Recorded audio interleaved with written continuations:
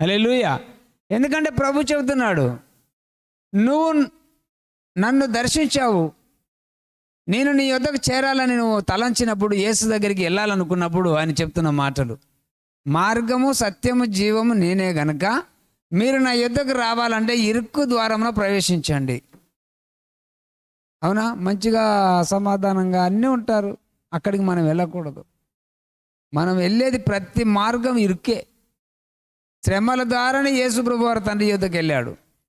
ఈ భూలోకంలో మనం ఉన్నాము అంటే కొన్ని కష్టాలు, కొన్ని సంతోషాలు కొన్ని ఉంటాయి. కానీ యేసయ్యను కలిగి ఉన్నవాడికి వచ్చినా కూడా హాని ఏది జరగనివాడు ఆయన. ఎందుకు అంటే ఆయన హస్తములో మనం చెక్కబడి ఉన్నాం. ఆయన ద్వారా మనం మేలు పొందుతూ అనుభవిస్తూ ఉన్నాం. ఈ జీవం అనేది మీకు చెప్తాను, గమనించండి. యోహాను గ్రంథము 18వ అధ్యాయము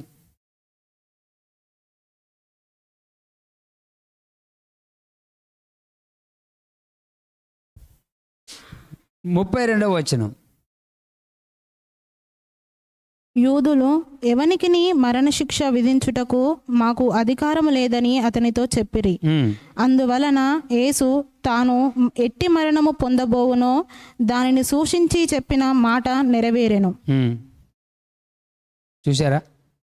ప్రభు చెప్తున్న మాట, యూదులు ఎవనికి మరణశిక్ష విధించుటకు మాకు అధికారం లేదు అని చెప్పిరి. అందువలన యేసు తాను ఎట్టి మరణము పొందబోవును దానిని సూచించి చెప్పినటువంటి మాట నెరవేరేను. హల్లెలూయా. అంటే ఎవరికి మేము మరణము అనేది విధించనీకి అధికారం మాకు లేదు అంటే అది యేసయ్య మరణము ఒకటే. ఆమేన్. అంటే అది పెట్టవలసినది తిరిగి తీసుకోవలసిన అధికారం ఎవరికి ఉంది? క్రీస్తుకు ఉంది. అక్కడ యూదులకు కూడా మాకు ఎట్టి అధికారం లేదు ఎవరిని మరణించనీకి. అవునా? మరణ శిక్షణ విధించనీకి మాకు అధికారం లేదని యూదులు చెప్తున్నారు.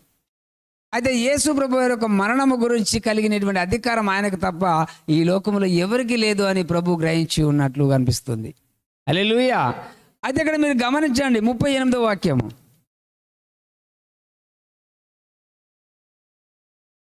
సత్యమును గూర్చి యేసు, నీవన్నట్టు నేను రాజునే, సత్యమును గూర్చి సాక్ష్యమిచ్చుటకు నేను పుట్టి తిని, ఇందు నిమిత్తమే ఈ లోకమునకు వచ్చి తిని, సత్య సంబంధినైన ప్రతి వాడును నా మాట వినుననెను.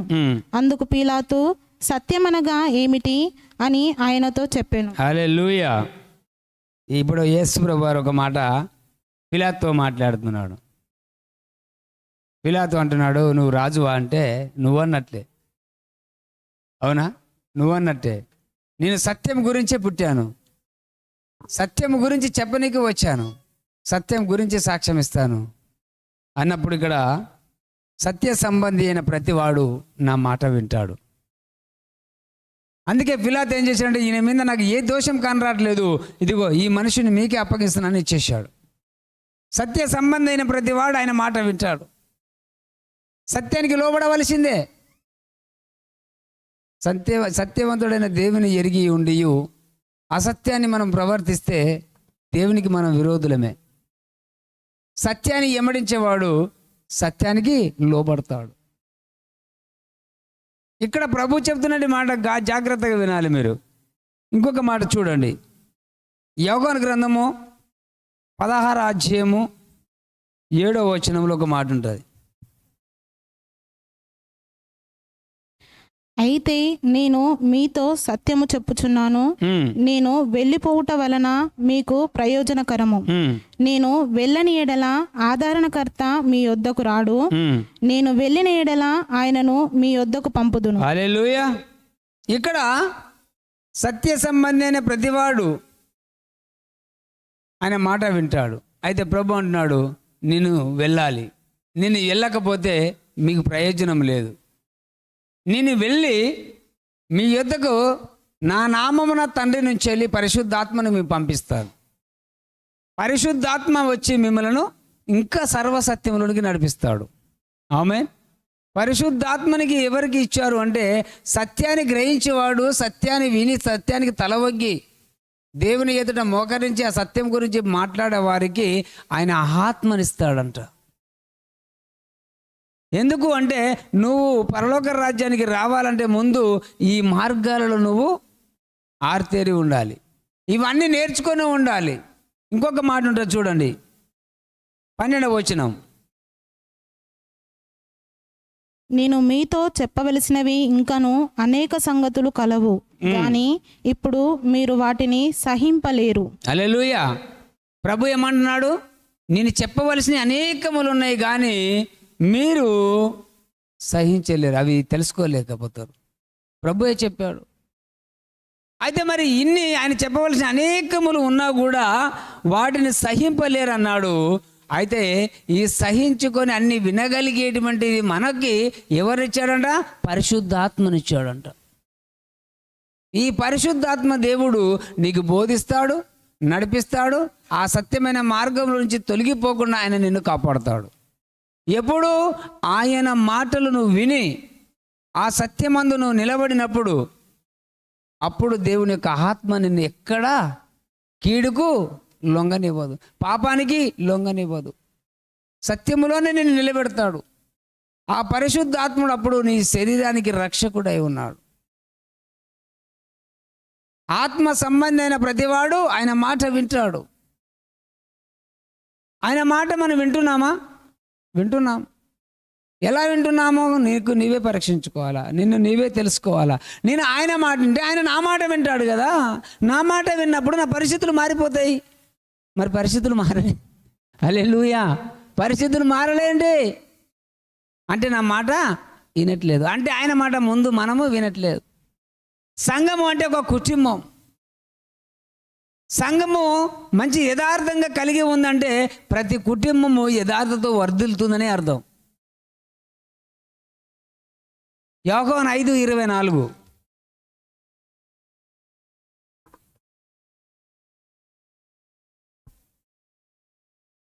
నా మాట విని నన్ను పంపిన వాని యందు విశ్వాసముంచువాడు నిత్య జీవము గలవాడు.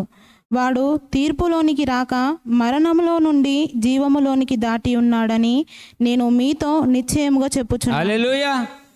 నా మాట విని, నేనే మార్గం జీవం సత్యం అని చెప్పాడు కదా. ఆయన మార్గములో మనం వెళ్ళాలంటే ముందు ఆయన మాట వినాలి. ఇక్కడ రాశాడు యోహాను, నా మాట విని నన్ను పంపిన వాని యందు విశ్వాసం ఉంచువాడు నిత్య జీవము గలవాడు. ఏం పరిచాడు మనకి? మొదట మీరు 2వ వచనం చూడండి, 14వ అధ్యాయంలో.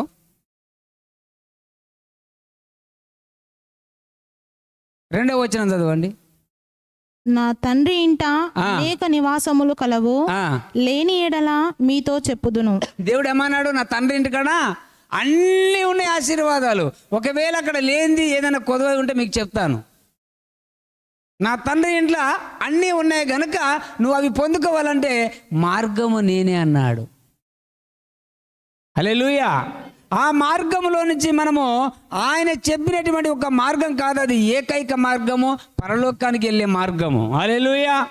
మరి ఆ మార్గంలో ఉన్న మనము ఎలా ఉండాలి? భయభక్తులు కావాలి. ఆ మార్గంలో వెళ్ళడానికి విశ్వాసం కావాలి, నమ్మకం కావాలి, సత్యాన్ని అనుసరించి నడుచుకునే వాళ్ళు కావాలి. అయితే ఇక్కడ ప్రభు అంటున్నాడండి, దేవుని సన్నిధికి ఆయన మనల్ని తీసుకెళ్లే మార్గమే అది. యేసుక్రీస్తు వారు మన కొరకైనే ఆ మార్గాన్ని చూపించుతున్నాడు. ఆ మార్గంలో వెళ్ళాలన్నా మనం ఆయన మాటల్లోనే వెళ్ళాలి, ఆయన మార్గంలోనే వెళ్ళాలి. ఎందుకంటే ఆయన మనకు మాదిరి చూపించాడు, ఇగో ఇలా మీరు వెళ్తారు. కానీ ప్రతివాడు నా మాట వినాలి.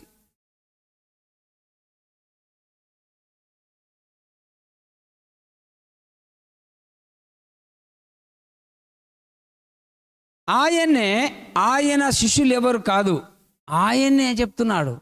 ఈ మాటలు చెప్పింది శిష్యులు కాదు, ఆయన మాట్లాడుతున్నాడు. ఏమని మాట్లాడుతున్నాడు అంటే, ఆయన మన పట్ల, ఆయన శిష్యులు నమ్మకంగా ఉండాలంటే ఆ శిష్యులు కూడా అదే ప్రకటించాలి.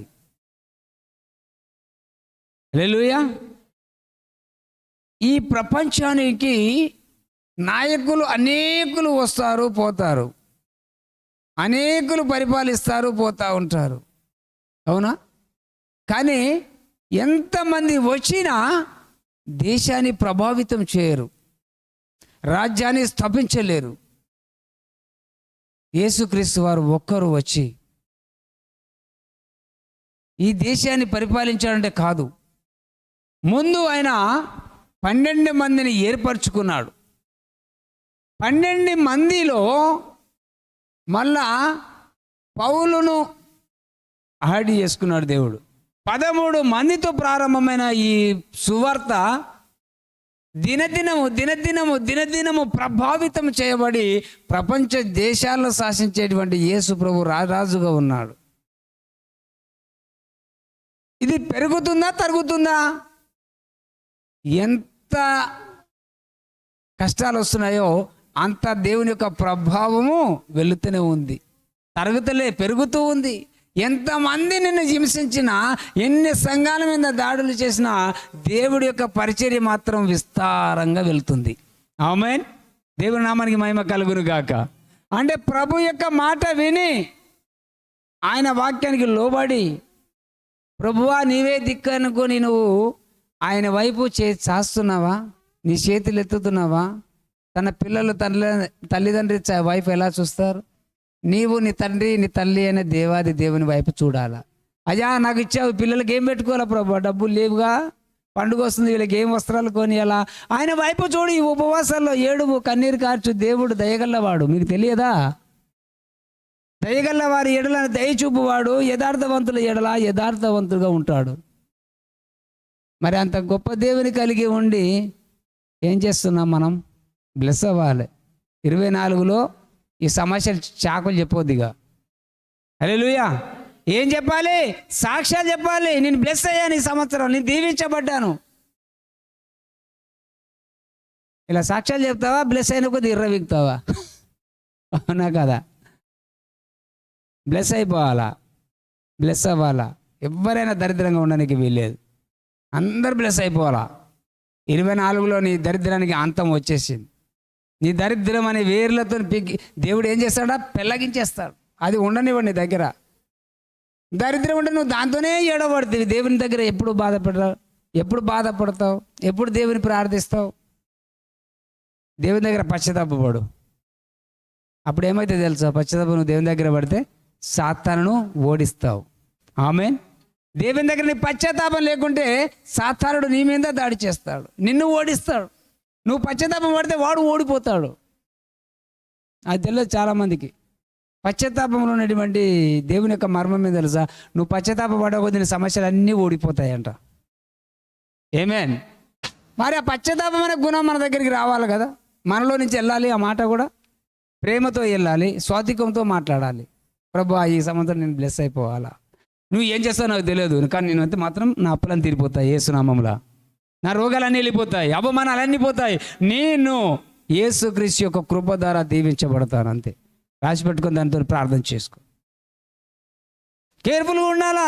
నువ్వు దీవించబడదాకా ఈడ అన్నీ పలుకుతాము, బయటికి పోతే మళ్ళీ లోకం సోదే చెప్తాం. సంఘం ఏం నేర్చుకున్నట్లు ఇప్పుడు? లోకం గురించి నేర్చుకుందా, దేవుని గురించి నేర్చుకుందా? 2 తలంపులు ఉండకూడదు. ఇక్కడ దేవుని గురించి నేర్చుకున్నా, దగ్గర ప్రార్థన చేసాం, బాగానే ఉపవాసం కూడా ఉన్నాను, బయటికి పోతే మళ్ళీ అది నేర్చుకుంటావు కదా. ఈ రెండిటికి దేవుడు యజమానుడు కాదు. ఒక్కరికి తండ్రి ఒకడే యజమానుడు. అవునా? మనకు తండ్రి ఒకడు, సంఘం ఒకటి, మన సేవకుడు ఒకడు, దేవాది దేవుడు ఒకడు. ఆమేన్.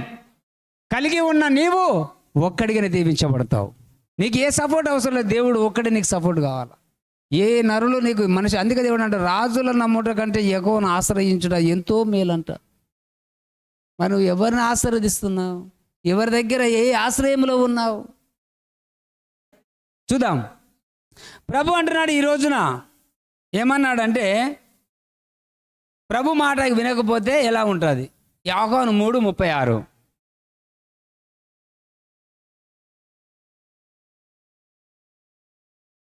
కుమారుని యందు విశ్వాసముంచువాడే నిత్య జీవము గలవాడు. కుమారునికి విధేయుడు కానివాడు జీవము చూడడు గాని దేవుని ఉగ్రత వాని మీద నిలిచి ఉండును. హల్లెలూయా. ఈ వచనములో మీరు గమనించాలి. ఇక్కడ ఏముంది అంటే, విశ్వాసం కలిగిన వాడు నిత్య జీవం గలవాడు. ఓకేనా? కుమారునికి విధేయుడు కానివాడు జీవం చూడడంట, కానీ వాని మీద దేవుని యొక్క ఉగ్రత ఉంటుందంట. అంటే ఇక్కడ దేవునికి విధేయుడు కానివాడు అంటే నిత్య జీవం లేనివాడు. విశ్వాసం కలిగిన వాడు జీవం కలిగి ఉన్నాడు. కుమారునికి విధేయుడు కానివాడు అంటే విశ్వాసం లేక జీవం పొందుకోనివాడు దేవునికి ఎప్పుడైతే విధేయుడు కాలేదో అతని మీద ఏముంటుందంట, సమస్యలు ఉంటాయంట. అలాంటివి మనం ఉంచుకోవద్దు కదా. దేవుని యేసులో కలిసిపోవాలా.